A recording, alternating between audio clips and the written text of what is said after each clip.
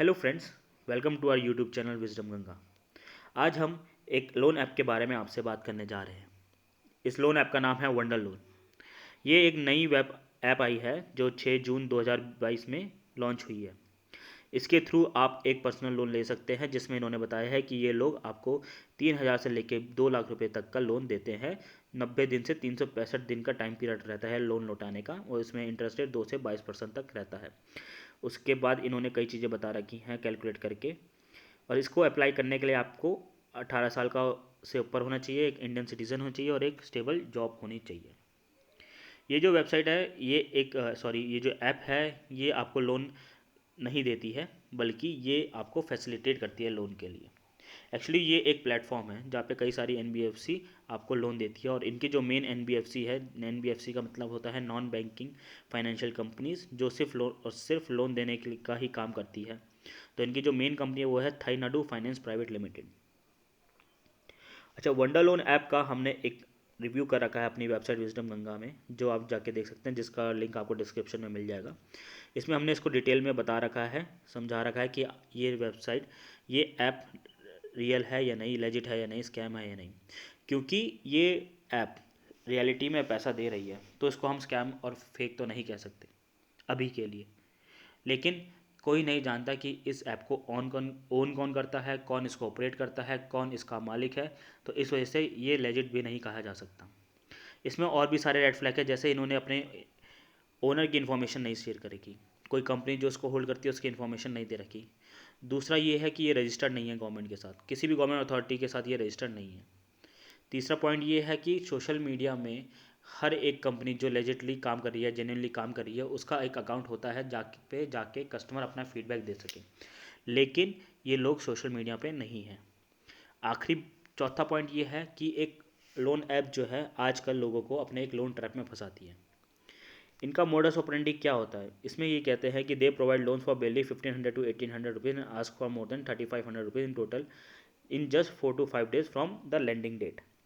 तो इसमें ये लोग क्या करते हैं कि मान लो आपको 1500 रुपये की जरूरत है और आपने इनके पास 1500 रुपये के लिए लोन अप्लाई करा, और इन्होंने आपको दे भी दिया। तो क्या करते हैं कि it is a to trap the customer by giving small loan and getting a huge amount in the name of interest and processing fees.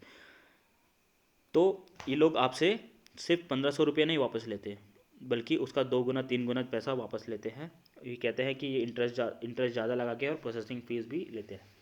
कई बार ये सुनने को आया है कि लोगों ने पैसे अप्लाई ही नहीं करा है और उनके अकाउंट में पैसा डाल दिया है, और जब वो वापस करना चाह रहे हैं तो उनसे वो वापस नहीं ले रहे हैं, उनसे कह रहे हैं कि आप इंटरेस्ट के साथ वापस कीजिए।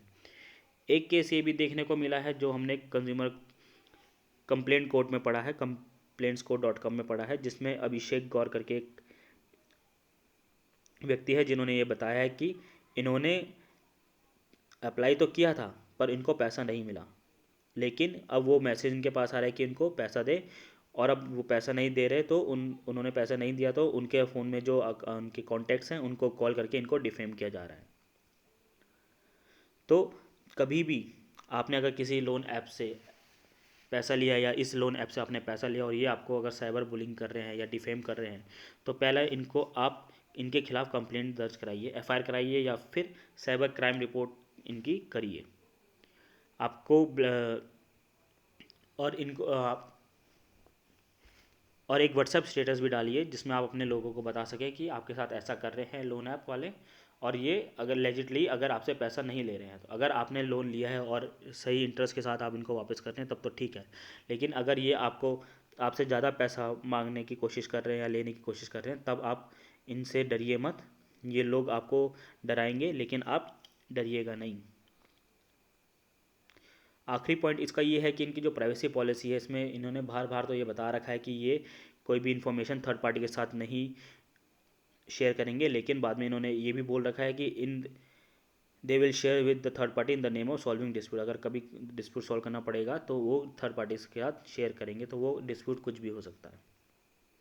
तो अगर ये आगे जाके लोन ऐप स्कैम में तब्दील हो भी जाएगा तो कोई बड़ी बात नहीं होगी।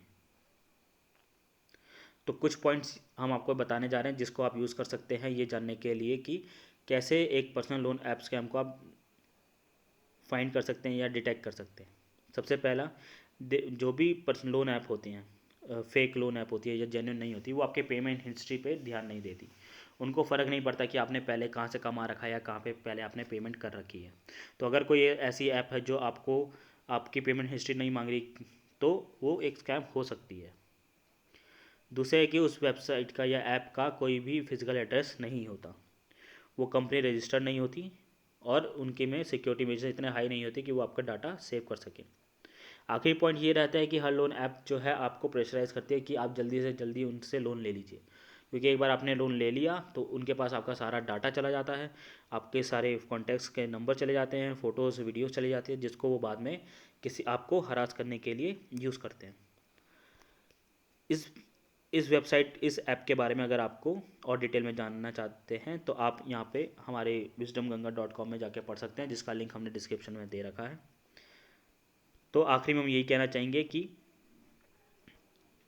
वंडर लोन ऐप हम रिकमेंड नहीं करते कि आप इसको यूज़ कीजिए, क्योंकि ये एक क्योंकि इनके जो तरीके हैं लोन वापस लेने के लिए वो एथिकल नहीं है।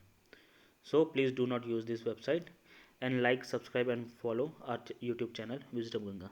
Thank you.